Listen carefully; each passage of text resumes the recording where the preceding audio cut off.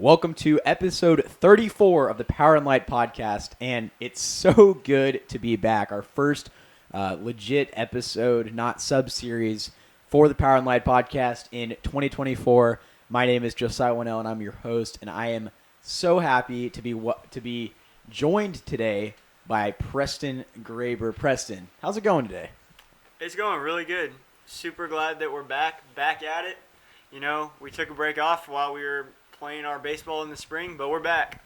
Yeah, everybody on this show is a spring athlete, so it became a little bit too much to post it in spring, and really with no football to talk about, it became a little bit difficult, but We're back, and we're really excited, and I think we've grown. You know, we've grown as podcasters. I feel like maybe this is the moment that we, start to take off with our entertainment side of it. Obviously, like I said, just Preston today, and that's not a just thing, but no Jude Miley today. Jude is still on the show. Let's not let the rumors begin.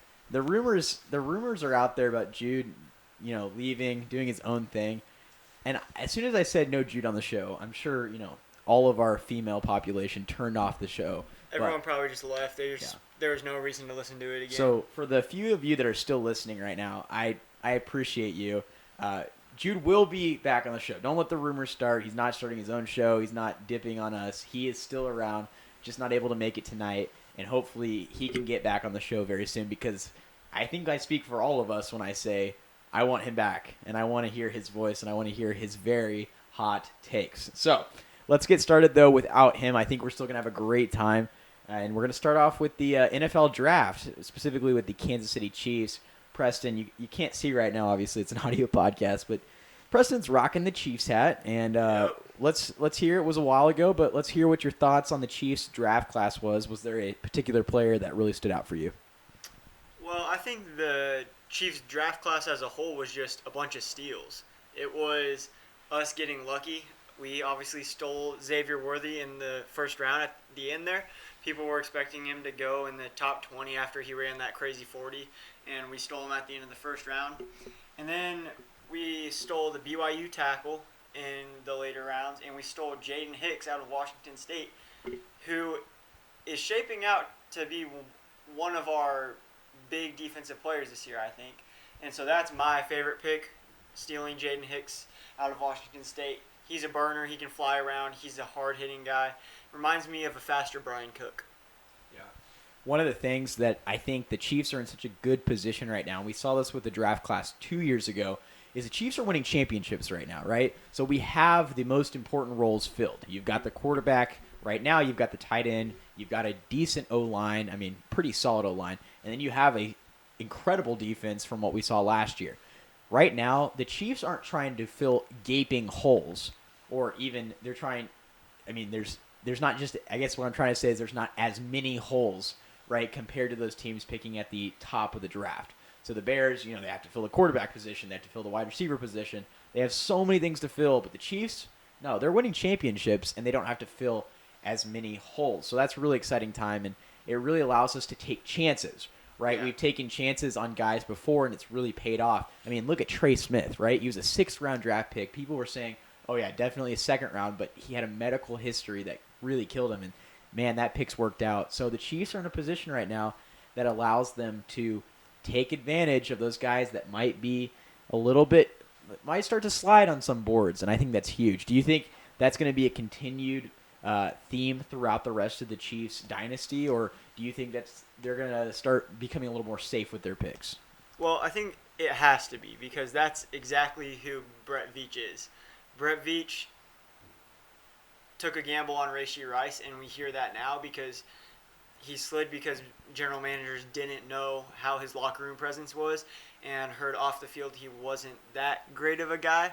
And we started to see some fallbacks of that, but since all the news came out of his all craziness, we won't even get into it, but he's started pouring more into the community, and he's started showing himself around at some community events, so that's been good to see.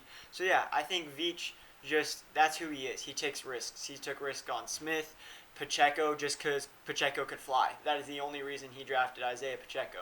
And so he's taking those risks, and it's becoming hopefully a good thing. I like most of our picks this year. There's not one that I really didn't like, they all have good measurables, whether that's power, speed, agility. They all have their own specialty, and Veach just needs one of those, and he knows their coaches can make the best of them.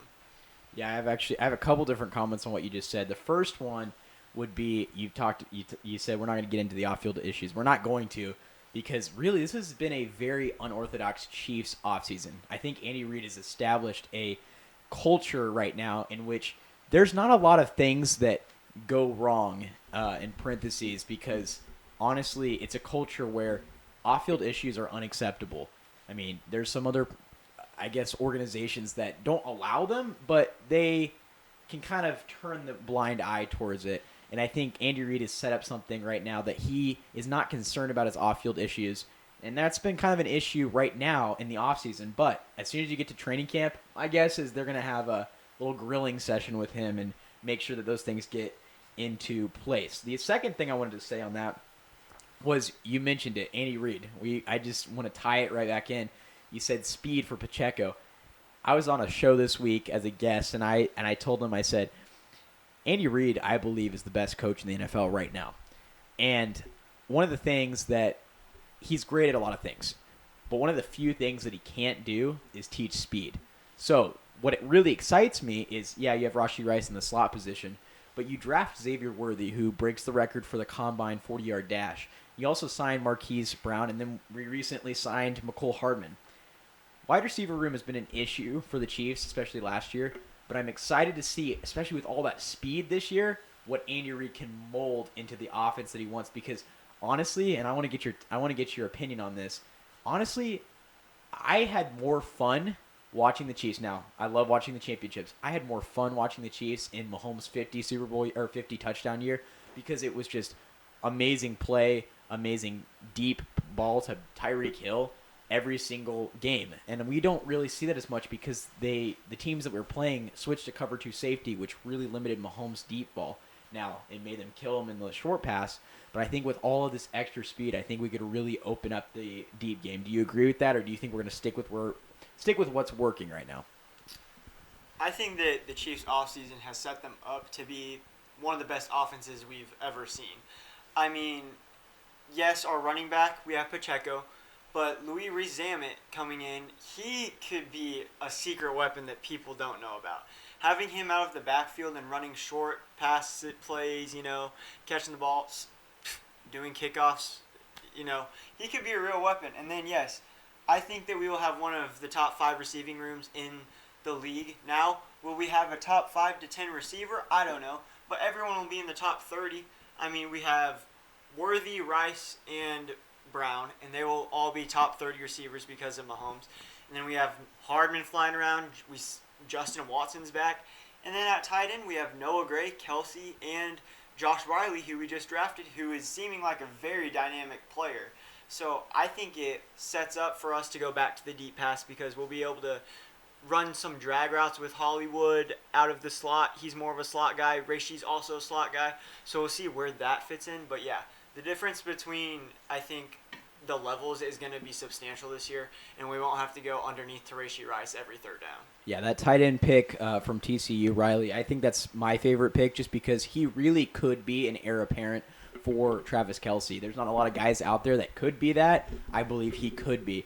Yeah, there's a lot of speed, and really, I'm excited to see what Luis can do, because here's the thing.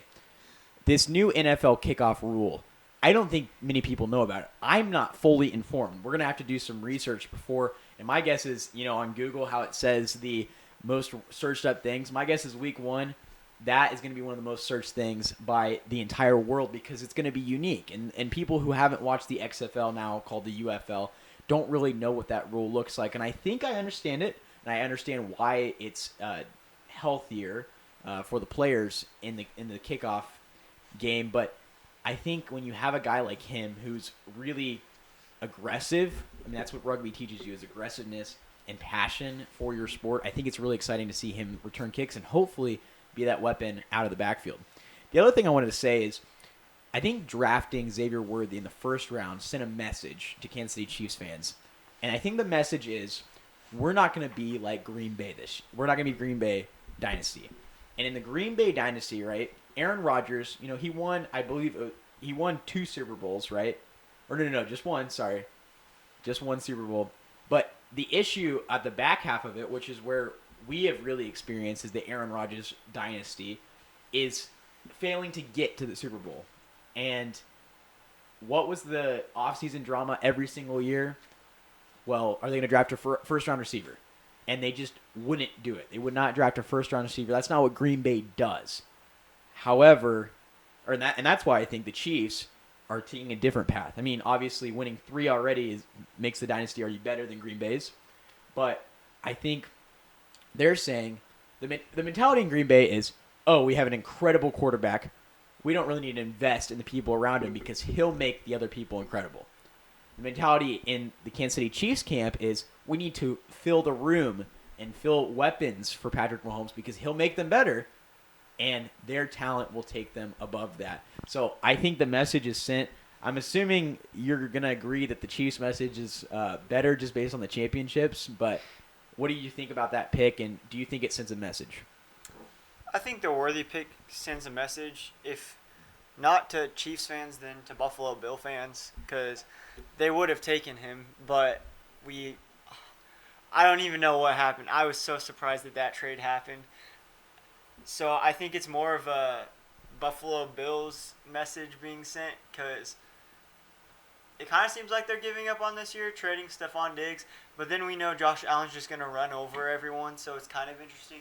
But yeah, with that pick, I think it sets up that the Chiefs are still going for offense. They're not content with what happened last year and bringing in Hollywood and Worthy.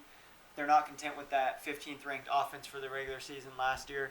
Even though they had a top 5 defense to be able to do it, they needed more offense to feel more comfortable in games.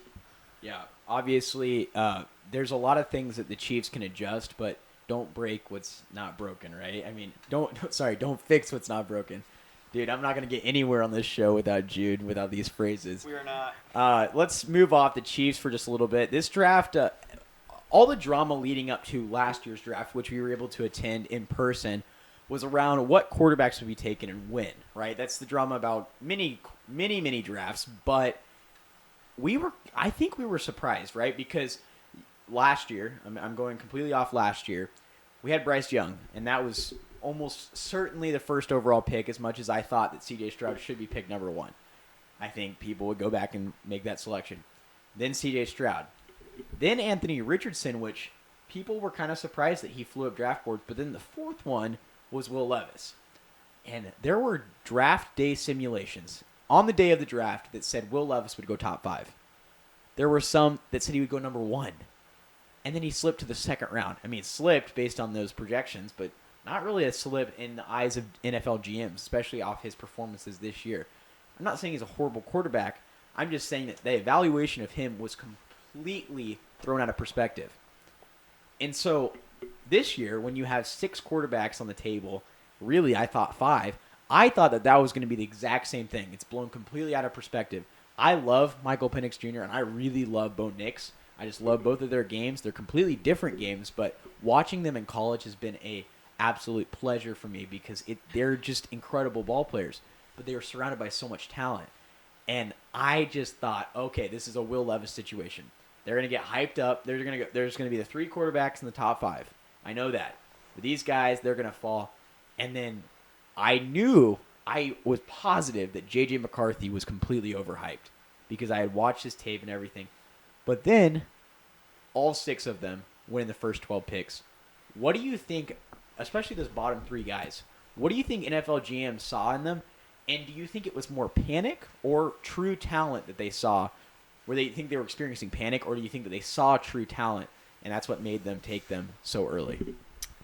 Well, so first thing I'll say is the flying up the draft boards. Yeah, that happened a lot last year.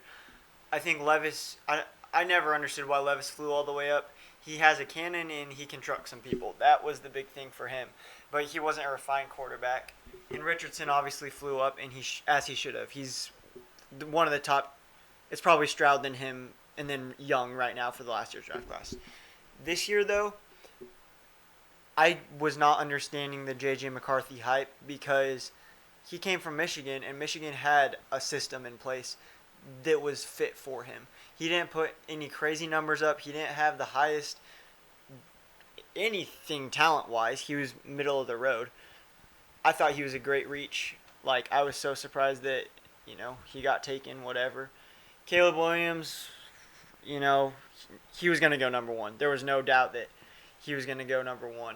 But, yeah, then I think once we get to the Penix, Bo Nix, J.J. McCarthy range, teams started to panic. As soon as Penix went off the board, people were like, oh, we got to make a move.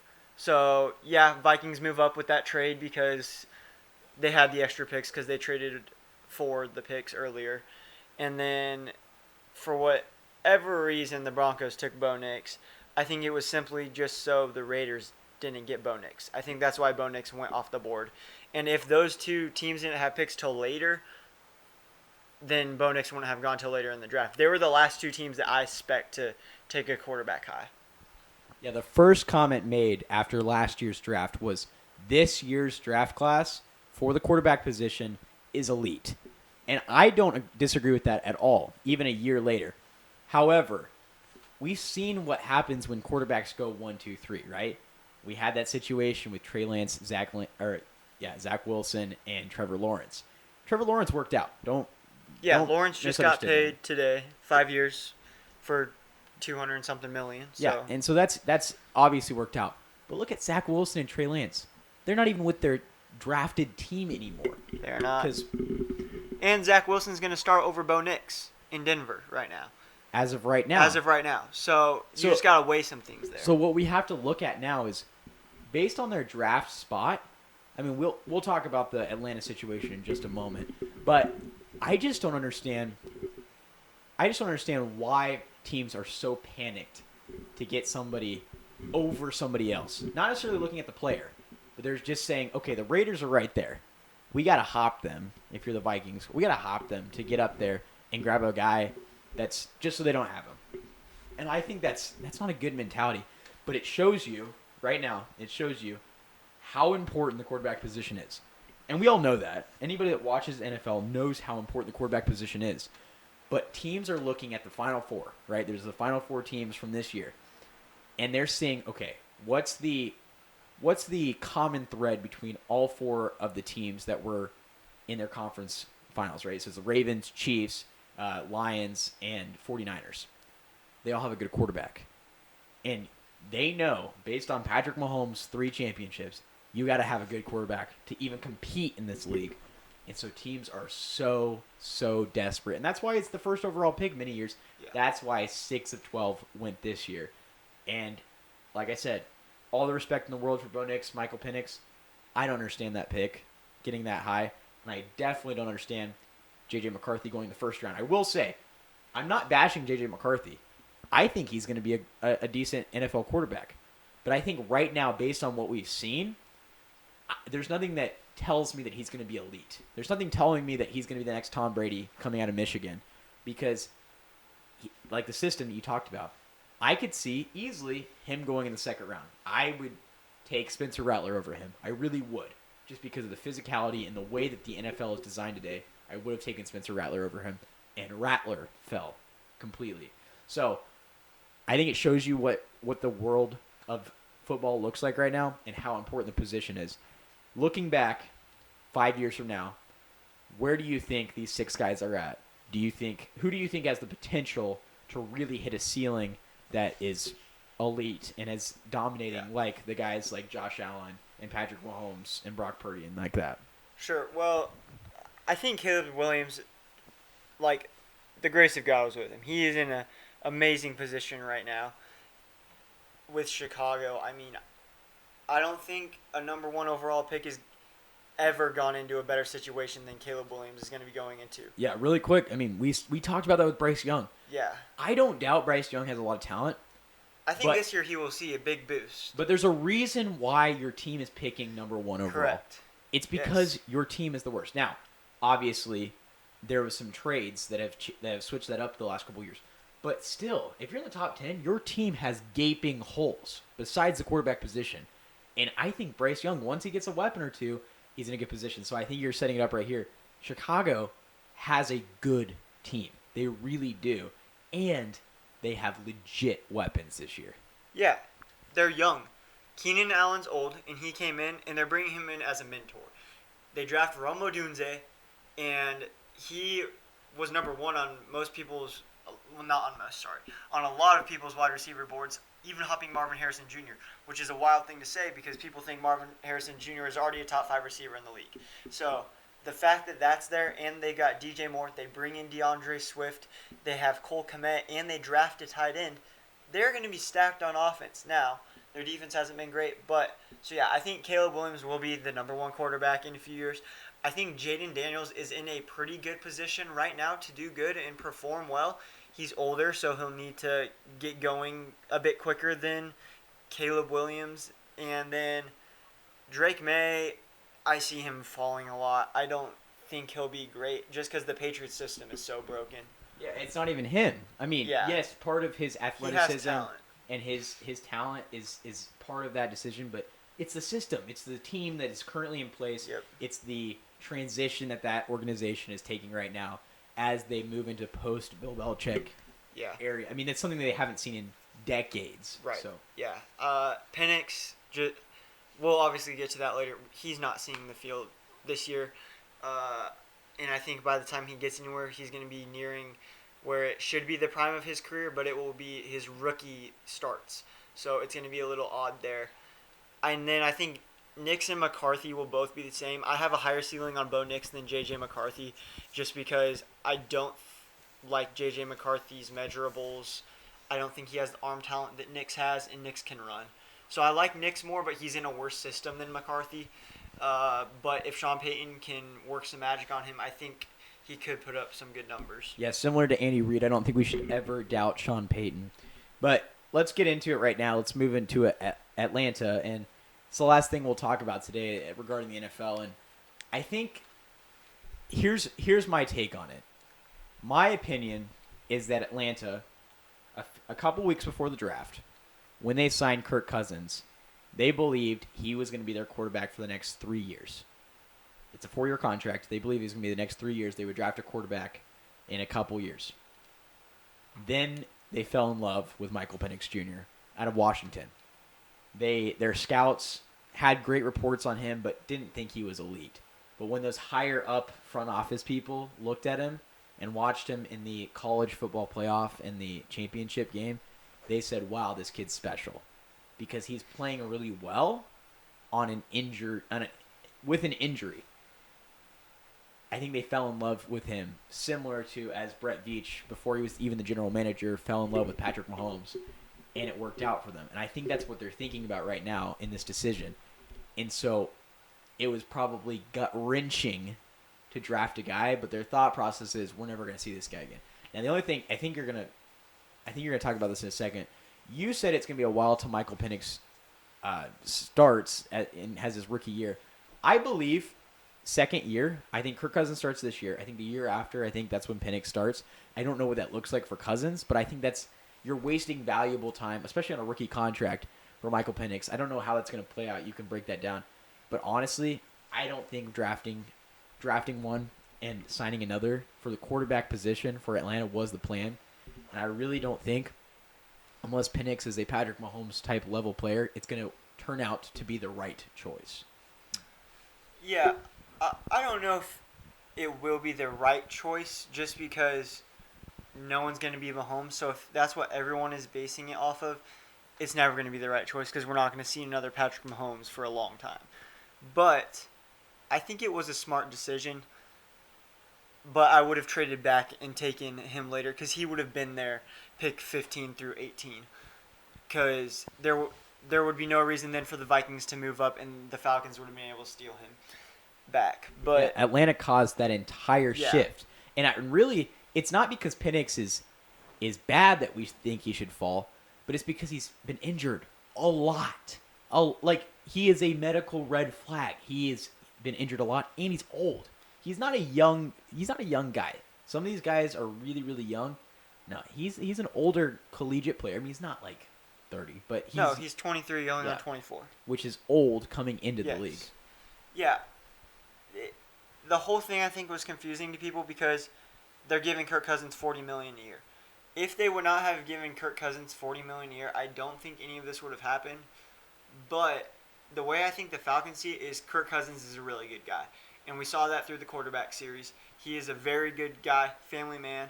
And I think they want Penix in under him and learn who he is and what it's like to be a quarterback in the NFL and how to lead a team. Yeah, but it's the money and it's the years that tell us it wasn't just for 1 or 2 years that they plan on doing that. Because this deal makes complete sense if the money's lower and the deal is 1, maybe 2 years, right? But it's 4 years. It's going to take Kirk all the way up to his probably end of his career. Maybe he pulls the Joe Flacco, but I doubt it. And I just don't think it was in the plans. I don't see them storyboarding the offseason and saying, "Oh yeah, we're going to pay a ton of money to a old veteran quarterback who really hasn't had a lot of playoff success. He's only won 1 game." Or even saying we're going to draft this guy. I just don't think that was the plan. I don't think it was either. I think, again, they know what they want, and they want to win, and they have the talent pieces to win. So what I think is going to happen is Cousins goes this year, but if they think Penix can come in and do what Cousins is doing, then he will get traded. And Cousins will get moved, and Penix will step on in, and Cousins will go somewhere, and the Falcons will only do that if they're in a good position. But yeah, I think mid next year that we really see Penix take that step in. Yeah, the question is what team wants to take that kind of money, and is Atlanta in a similar position as Denver right now? All right, we're going to wrap up this episode. That was fun. It's good to be back. More content coming soon. I think this is going to be great. If you don't follow us on Instagram, we really try to put some stuff on that and on YouTube. And if you haven't checked out the Faith on the Field series, it's been a series that I've been going along with a ton of different people, and it's been a really, really fun time and really great learning, and I really encourage you to check it out. So let's finish off with quote of the day. This is just straight off the internet because there's no Jude today, and it says, "When in doubt, look intelligent."